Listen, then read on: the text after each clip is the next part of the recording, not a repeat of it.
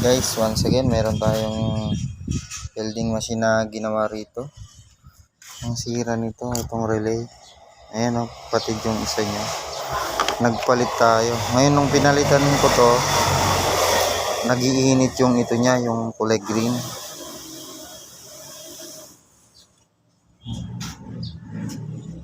Tapos, ang ginawa ko, pinalitan ko yung kanyang diode. Second hand lang to eh. Hindi siya umabot kaya pinutol ko yung paanong nasirang diode. Shorted kasi yung paanon eh. Yung dalawang paanon shorted kaya nagiinit yung kanyang supply ng relay. Kaya nung pinalitan ko na rin kasama yung diode, umandar na siya. Goods na.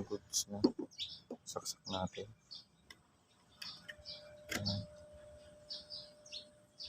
On natin sa likod.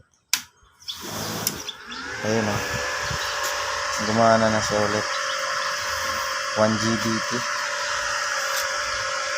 70 volts yung kanyang out. Ito. 350 ampere. Malakas siya. Okay na siya.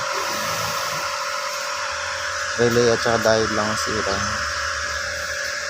Okay.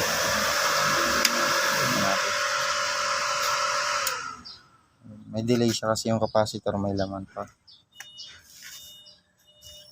Okay na.